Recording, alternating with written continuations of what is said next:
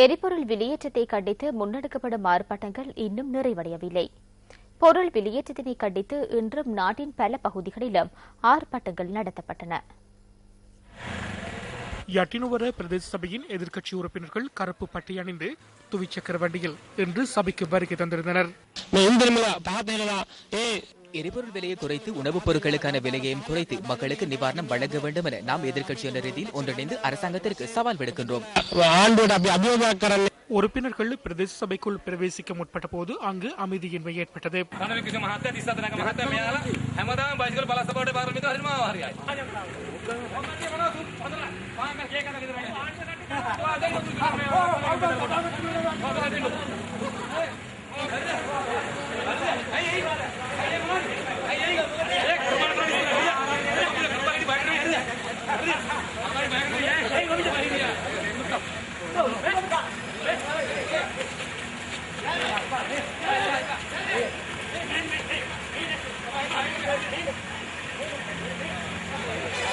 தென் மாகாண சபை உறுப்பினர் பந்துலால் பண்டாரிகூட உள்ளிட்ட உறுப்பினர்கள் சிலர் பான் வடிவிலான உருவத்தை ஏந்திய வண்ணம் இன்று மாகாண சபை கூட்டத்திற்கு வருகை தந்திருந்தனர்.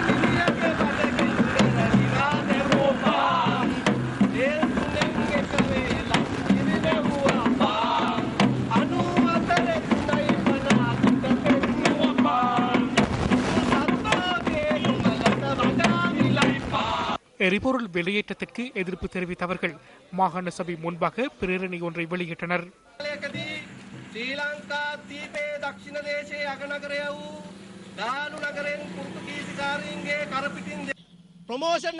ப்ரமோஷன் வழங்கியுள்ளனர். ஒரு ராத்தல் பான் 45 ரூபாய். ஏழை மக்களுக்கு இன்று வாழ முடியாத நிலை ஏற்பட்டுள்ளது. அனைத்து பொருட்களினதும் விலைகள் அதிகரிக்கப்பட்டுள்ளன. பால்மாவின் விலையிலிருந்து அனைத்து பொருட்களின் விலைகளும் அதிகரித்துள்ளன. நீர் கட்டணம், மின் கட்டணம் என்பனவும் அதிகரிக்கப்பட்டுள்ளன. மனித உரிமை பிரச்சனையை காரணம் காட்டி மக்களின் பிரச்சனை அரசாங்கம் மறந்துள்ளது. சப்ரகமுவ மாகாண சபையின் எதிர்க்கட்சி உறுப்பினர்கள் இன்று மண்ணெண்ணெய் விளக்குகளை ஏந்திய வண்ணம் சபைக்கு வருகை தந்திருந்தனர்.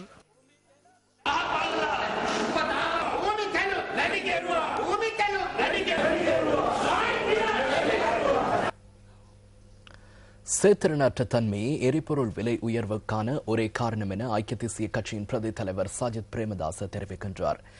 எரிபொருளின் விலை உயர்வுக்கு உலக சந்தையில் விலை அதிகரிப்பு காரணமாக அமையவில்லை என்றும் ஐக்கிய தேசிய கட்சியின் பிரதி தலைவர் விடுத்துள்ள அறிக்கையில் சுட்டிக்காட்டப்பட்டுள்ளது. எரிபொருள் விலை உயர்வுக்கு காரணமாக அரசு அதிகாரிகள் கூறுவது போன்று உலக சந்தையில் விலை அதிகரிப்பு, எரிபொருளை பெற்றுக் கொள்வதில் சிரமம் போன்றவற்றில் ஒரு காரணத்தையேனும் ஏற்றுக்கொள்ள முடியாதுள்ளதாக தனது அறிக்கையில் சஜித் பிரேமதாச குறிப்பிடுகிறார். உலக சந்தையில் எரிபொருளின் விலை உயர்வானது கவனத்தில் கொள்ள தேவையற்ற ஒரு சிறு அதிகரிப்பாகும் என்றும் அவர் கூறியுள்ளார். மூன்றாம் உலக வறுமை நாடுகளில் பெட்ரோலை சிறு விதத்தினாலும், டீசலை அதனை விட சற்று கூடிய விதத்தினாலும், மண்ணெண்ணெயை ஆகக்கூடிய விதத்தினாலும் உயர்த்துவதனை எந்த வகையிலும் அனுமதிக்க முடியாது என சஜித் பிரேமதாச விடுத்துள்ள அறிக்கையில் தெரிவிக்கப்பட்டுள்ளது. மீனவர்களுக்கும் விவசாயிகளுக்கும் குறைந்த விலையில் மண்ணெண்ணெயை வழங்க முடியுமாயின் லிட்டர் 106 ரூபாவுக்கு வழங்கப்படுவதாக அவர் குறிப்பிடுகின்றார். ஹெஜின் உடன்படிக்கை, தரமற்ற பெட்ரோல் இறக்குமதி, மின் உற்பத்திக்காக சல்பர் குறைந்த எரிபொருள் விநியோகம் ஆகியவற்றின் மூலம் நட்டம் ஏற்பட்டுள்ளதாக சஜித் பிரேமதாச சுட்டிக்காட்டுகிறார். அத்துடன் முத்துராஜ விலையில் 10 வருடங்களுக்கு முன்னர் நிர்மாணிக்கப்பட்ட களஞ்சிய தொகுதியை பயன்படுத்தாமை, எரிபொருள் போக்குவரத்துக்காக பெட்ரோலிய கூட்டுத்தாபனத்துக்கு சொந்தமான பவுசர்களை பயன்படுத்தாமை போன்ற தீர்மானங்களின் காரணமாகவும் கூட்டுத்தாபனம் நூற்றுக்கணக்கான கோடி ரூபாவுக்கு மேல் நட்டத்தை எதிர்நோக்குவதாக ஐக்கிய தேசிய கட்சியின் பிரதி தலைவர் விடுத்துள்ள அறிக்கையில் தெரிவிக்கப்பட்டுள்ளது. அரசாங்கத்தின் கீழ் இயங்கும் நிறுவனங்களிடமிருந்து 89,000 மில்லியன் ரூபாய் தொகையை பெட்ரோலிய கூட்டுத்தாபனம் அறவிட வேண்டியுள்ளதாக அந்த அறிக்கையில் சஜித் பிரேமதாச குறிப்பிட்டுள்ளார். அந்த பாரிய தொகையை கூட்டுத்தாபனத்தினால் அறவிட முடியாதிருப்பின் அதனை நிவர்த்தி செய்து பெட்ரோலிய கூட்டுத்தாபனத்தை சிறந்த நிலைக்கு கொண்டுவர அரசாங்கம் நடவடிக்கை மேற்கொள்ள வேண்டியுள்ளதை தவிர மக்களை சுரண்டுவதாக இருக்கக்கூடாது என்றும் சஜித் பிரேமதாஸ் தனது அறிக்கையில் மேலும் வலியுறுத்தியுள்ளார். விளம்பரங்களை அடுத்து செய்திகள் தொடர்கின்றன. கொழும்பு மாநகர மேயரின் உத்தியோகபூர்வ இல்லத்தை 3ஆம் தரப்பினரின் செயற்பாடுகளுக்காக பயன்படுத்துவதை தடுக்கும் வகையில் கொழும்பு மாவட்ட நீதிமன்றம் இன்று தடை உத்தரவு பிறப்பித்துள்ளது.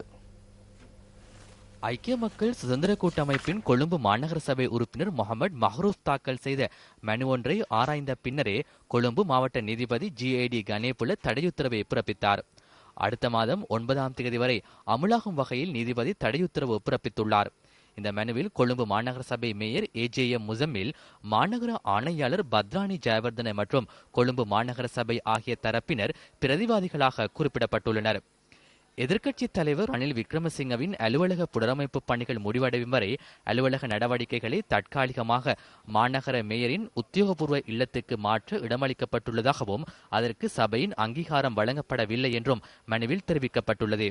மாநகர மேயரின் உத்தியோகபூர்வ இல்லம் இதுபோன்ற செயற்பாடுகளுக்கு பயன்படுத்தப்படுவது உகந்தது அல்ல எனவும் அதன் கௌரவத்துக்கு பங்கம் ஏற்படுவதால் அதற்காக இடமளிக்க கூடாது என்றும் மனுவில் கோரிக்கை விடுக்கப்பட்டுள்ளது.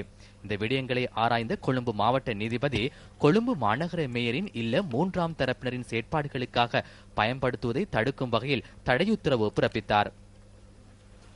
இதேவேளை கொழும்பு மாநகர மேயரின் உத்தியோகபூர்வ இல்லத்தில் எதிர்க்கட்சித் தலைவர் அலுவலகத்தை நடத்தி செல்வதற்காக கடந்த ஜனவரி மாதம் 17ஆம் தேதி இட்ட கடிதம் மூலம் எதிர்க்கட்சித் தலைவர் ரணில் விக்ரமசிங்க சபாநாயகர் சமால் ராஜபக்சவிடம் அனுமதி கோரியிருந்தார். தமது அலுவலகத்தின் அவசர புனரமைப்பு பணிகளை எதிர்க்கட்சித் தலைவர் இதற்கு காரணமாக சுட்டிக்காட்டியுள்ளார். நுவரெலியா மாவட்டத்தின் அபிவிருத்தி குழு கூட்டம் அண்மையில் நடைபெற்றது. அபிவிருத்தி குழு கூட்டத்தின் பின்னர் நுவரெலியா மாவட்ட பாராளுமன்ற உறுப்பினர்களான ஜே ஸ்ரீரங்கா மற்றும் பி திகாம்பரம் ஆகியோர் கருத்து வெளியிட்டனர். இது மக்களின் பணம். எவரும் இதனை தனிப்பட்ட ரீதியில் கொண்டு வரவில்லை. நாம் ஒதுக்குகின்றோம். சில திட்டங்கள் ஒப்பந்தக்காரர்களின் தேவைக்கமைய முன்னெடுக்கப்படுமாயின் அது தொடர்பாக நாம் கேள்வி எழுப்ப வேண்டும். நாம் இந்த கேள்விகளை அமைச்சர் பசில் ராஜபக்ச முன்னிலையில் எழுப்பும் போது அவரும் அதனை புரிந்து கொள்வார் என நினைத்தே நாம் கேள்வி எழுப்பவிருந்தோம். எனினும் ஆசனம் கூட ஒதுக்காமல் எம்மை வெளியே அனுப்புவதற்கான ஆயத்தங்களை மேற்கொண்டிருந்தனர். ஒப்பந்தங்களை செயற்படுத்துபவர்கள் யார், அவர்களுடன் உள்ள தொடர்பு என்ன ஆகிய விடயங்களை தெரிவிக்க எண்ணியிருந்தோம். அது முற்றாக அநீதியான செயற்பாடாகும். ஒரு புறம் ஊழலை வைத்துக் கொண்டு பொருளாதாரத்தை மேம்படுத்த முடியாது. நாம் அதற்கு கண்டனம் தெரிவித்து வெளியேறினோம். தொடர்ச்சியாக இத்தகைய நடவடிக்கைகள் இடம்பெறுமாயின் பாராளுமன்ற உறுப்பினர்கள் என்ற வகையில், மக்களால் தெரிவு செய்யப்பட்ட பிரதிநிதிகள் என்ற வகையில் நாம் வேறு தீர்மானங்களை எடுப்பதற்கும் நேரிடும். அதன் பின்னர் மக்களை வீதியில் இறக்கியேனும் அதற்கு எதிராக போராட தயார் என நான் கூறுகின்றேன். ඒකට පස්සේ අපි මිනිස්සුව පාරට දහලා හරි අපි මේකට විරෝධයෙන් සටන් කරන්න අපි සූදානම් බව කියන එක මම කියනවා. නුවර ඩිස්ට්‍රික්ට් එකේ நுவரெலியா மாவட்டத்திற்காக உண்மையிலேயே அரசாங்கம் பெருந்தொகை பணத்தை ஒதுக்கி செயற்திட்டங்களை முன்னெடுக்க தயாராகின்றது. எனினும் தற்போதுள்ள ஏனைய அதிகாரிகளும் ஒன்றாக சேர்ந்து ஒப்பந்தங்களை பெற்றுக் கொள்கின்றனர். இந்த மாதம் வீதிகள் நிர்மாணிக்கப்படுமாயின் இன்னும் 3-4 மாதங்களில் அவை உடைகின்றன. அத்தகைய நடவடிக்கைகளை நுவரெலியா மாவட்டத்தில் முன்னெடுக்கப்படுகின்றன. இது தொடர்பாக அமைச்சர் பசில் ராஜபக்ச முன்னிலையில் கேள்வி எழுப்பப்பட்டால் அவர்கள் அகப்படுவார்கள் என்பதற்காக எமக்கு ஆசனம் போடப்பட்டிருக்கவில்லை. நாம் வெளியேறினோம். அபிவிருத்தி குழுவின் தலைவர் அமைச்சர் தொண்டமான், மாவட்ட செயலாளர் ஆகியோரை இதற்கு பொறுப்பு கூற வேண்டும். அரசாங்கத்திற்கு ஆதரவு தெரிவிக்கும் பாராளுமன்ற உறுப்பினர்கள் என்ற வகையில், மக்களால் தெரிவு செய்யப்பட்ட பிரதிநிதிகள் என்ற வகையில் எமக்கு கௌரவம் வேண்டும். நாம் வெளியில் செல்வது சிறந்தது என அவர்கள் நினைத்தனர். திருடர்களே உள்ளனர், நல்லவர்களும் உள்ளனர், இல்லை என கூறவில்லை. 50% திருடர்களே உள்ளனர். இந்த நிலைமை நீடித்தால் நாம் ஜனாதிபதிக்கு அறிவிப்போம். මේ වගේ වැඩ කරනවා නම් අපි ජනාධිපති හම්බෙලා කතා කරලා අපි තීන්දුව කියනවා. அச்சு ஊடகத்துறையில் புதிய பரிமாணத்தில் பயணிக்கும் ராவே பத்திரிகை என்று தனது 25வது வருட பூர்த்தியை கொண்டாடுகின்றது. பொதுநலன் மற்றும் சிறந்த சமூகம் என்ற துணைப்பொருளில் ராவய பத்திரிகை தனது 25வது வருட பூர்த்தியை கொண்டாடுகிறது. 1986ஆம் ஆண்டு நவம்பர் 25ஆம் தேதி சஞ்சிகையாக ஆரம்பிக்கப்பட்ட ராவய பின்னர் படிப்படியாக முன்னேற்ற பாதையில் பயணித்து மாற்றத்துக்கு வழிவகுத்த ஓர் பத்திரிகையாக விளங்குகிறது. மாதாந்த சஞ்சிகையாகவும் வாராந்த சஞ்சிகையாகவும் வெளிவந்த இப்பத்திரிகை புரட்சி பூர்வமான கருத்துக்கள் மூலம் மக்கள் மத்தியில் இடம் பிடித்துள்ளது. ගතවෙච්ච අවුරුදු 25 දිහා පස්ස බලනවට වඩා අපි වැඩි කැමැත්තක් දක්වන්නේ ඉදිරි අවුරුදු 25 දිහා බලන්න.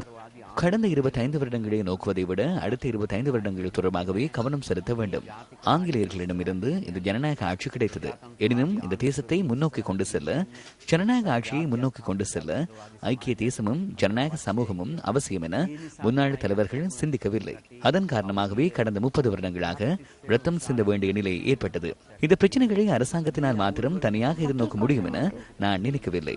அனைவரும் ஒன்றிணைந்து செயற்பட்டால் மாத்திரமே இதனை வெற்றி கொள்ள முடியும். කරන වැඩසටහනකින් පමණයි මේ තත්ත්වය ජය ගන්න පුළුවන් වෙන්නේ. சபுகஸ்கந்த யோஷிடா கல்வியியல் மற்றும் சமூக சேவைகள் அமைப்பின் ஸ்தாபகர் தகிகோ யோஷிடாவின் 12வது ஞாபகார்த்த வைபவம் இன்று நடைபெற்றது. சபுகஸ்கந்த அபேசேகராராம விகாரையில் இடம்பெற்ற இந்த வைபவத்தின் பிரதம அதிதியாக மின்சக்தி மற்றும் எரிசக்தி அமைச்சர் சம்பிக ரணவக்க கலந்து கொண்டார். விகாரைக்கு வருகை தந்திருந்த அமைச்சர் சம்பிக்க ரணவக்க யோஷிடா சிறுவர் பாடசாலையின் மாணவர்களினால் வரவேற்கப்பட்டார்.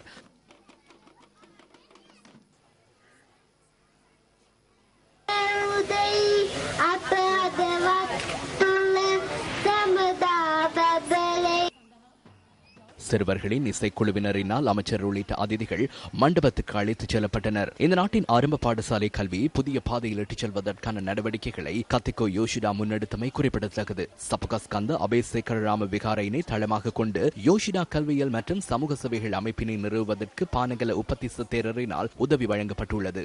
கத்திகோ யோஷிடா இலங்கை மாணவர்களின் கல்விக்கு ஆற்றிய சேவையை முன்னிட்டு பியகம சுதந்திர வர்த்தக வலயத்தின் சபுகஸ்கந்த சந்தி வரையிலான வீதி கத்திகோ யோஷிடா மாவத்தை என பெயரிடப்பட்டுள்ளது.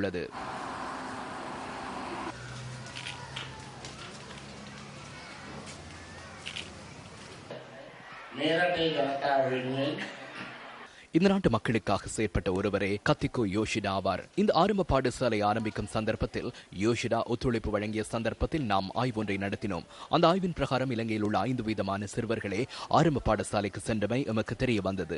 4 தசாப்தங்களுக்கு பின்னர் ஆரம்ப பாடசாலைகள் இல்லாத ஊரொன்றோ தற்போது இல்லை. அவ்வாறானதொரு பாரிய மாற்றத்தை ஏற்படுத்துவதற்கு இந்த அபேசேகர் ராமய மற்றும் கத்திகோ யோஷிடா ஆகியோரை முன் நின்று செயற்பட்டனர். මුල්ලුනේ අබේසේකරාම සහ යොෂිඩා ආර්යවයි. අවාසනාවකට අපිට අදටත් கலாச்சார ரீதியில் நம்முடன் நட்புறவு வைத்துள்ள நாடு ஜப்பான் என்பதை நாம் அறிவோம். 1892 ஆண்டு அனகாரிக தர்மபால ஜப்பானுக்கு சென்று அங்கு அழிவடைந்து கொண்டிருந்த பௌத்த மதத்திற்கு புனர்வாழ்வளித்தார். எனினும் துரதிருஷ்டவசமாக ஜப்பான் மக்களின் அர்ப்பணிப்பு மற்றும் நடைமுறைகளை இதுவரை அம்மால் பின்பற்ற முடியாத நிலை ஏற்பட்டுள்ளது.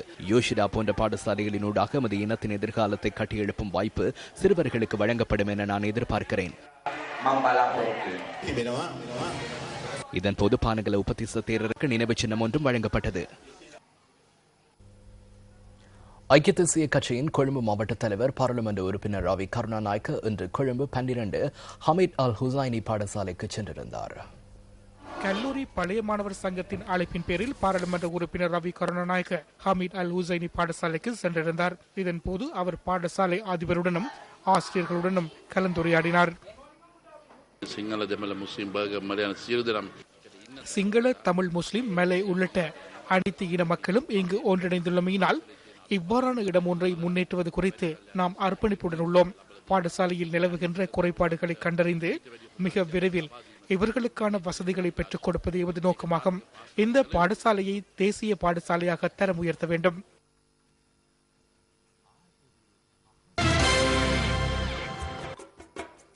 மட்டக்களப்பு மாவட்டத்தில் தென்னம்பண்டுகளின் தாக்கத்தினால் தென்னை மரங்கள் அழிவினை எதிர்நோக்கியுள்ளன. தென்னை மரங்கள் விளைச்சல் தர ஆரம்பிக்கும் காலப்பகுதியில் தென்னம்பண்டுகள் தாக்குவதனால் நஷ்டத்தை எதிர்நோக்குவதாக தெங்கு பயிற்சியாளர்கள் தெரிவிக்கின்றனர். செவ்வண்டு, கருவண்டு மற்றும் மைட் ஒட்டுண்ணிகளின் தாக்கம் அதிகமாக இருப்பதாக இவர்கள் தெரிவிக்கின்றனர். இதன் காரணமாக தென்னை மரங்களிலிருந்து எதிர்பார்த்த உற்பத்தி கிடைப்பதில்லை என்பது குறிப்பிடத்தக்கது. இந்த வண்டு தாக்கத்தினை கட்டுப்படுத்த முடியாதுள்ளதாக தெங்கு பயிற்சியாளர்கள் தெரிவிக்கின்றனர்.